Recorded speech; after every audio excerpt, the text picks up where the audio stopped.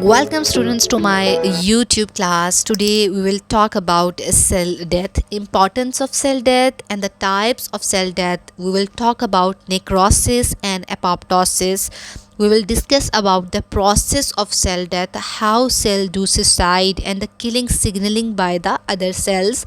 At the end of the video, we will talk about the comparison between the necrosis and apoptosis.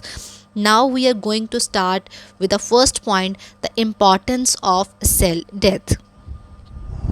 All the functions and process within a cell are controlled and predetermined by the cell signaling. Cell signaling, if carried out inside the cell, is known as intracellular cell signaling. The signaling or communication between two different cells is known as extracellular cell signaling. Cell signaling control pattern formation, differentiation, cell division, morphogenesis, and cell death.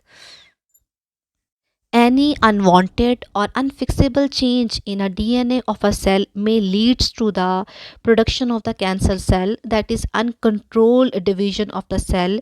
It's important to remove that unwanted cell from the body. Now we will move toward the second point, the types of the cell death. Number 1, apoptosis. Number 2, necrosis.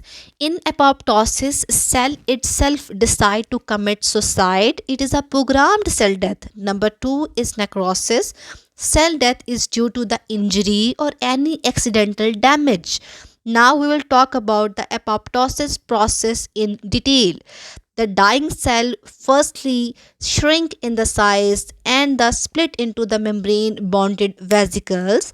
That vesicles are removed by the phagocytosis process. These vesicles are engulfed by the white blood cells. Cell constituent are not released. Whatever is present inside the cell not released to the extracellular matrix.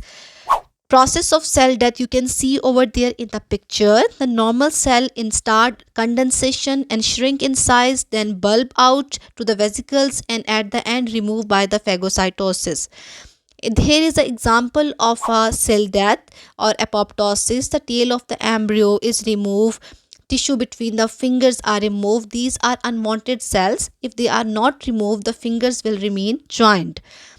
Now we are moving toward the process of necrosis. In necrosis, the damaged or injured cell in start swell in size and then burst. Whatever the present inside the cell remove toward the outside. It's also known as the intracellular content are released outside the cell. They damage the neighboring cell and cause inflammation and pain.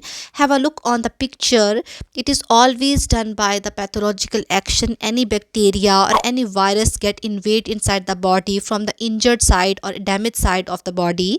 The cell in start enlarge in size and remove the membrane and leakage of the content outside that cause the inflammation. At the end, the nuclear degeneration. That cell is a damaged cell and should be removed from the body. This process is known as a necrosis. Now we are moving toward the comparison between the apoptosis and necrosis in detail. Necrosis and apoptosis both are cell death, but the difference is here in the process of cell death. In apoptosis, the cell death is programmed. Cell shrink in size and not burst. Whatever the present inside the cell will remain inside. Cell form the vesicles and intracellular content are not affect the surrounding cell. There is no inflammation. There is no pain.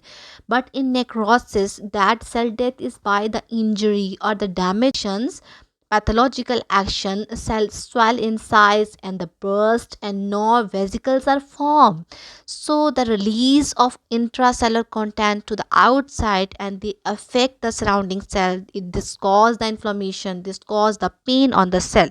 Thank you for watching.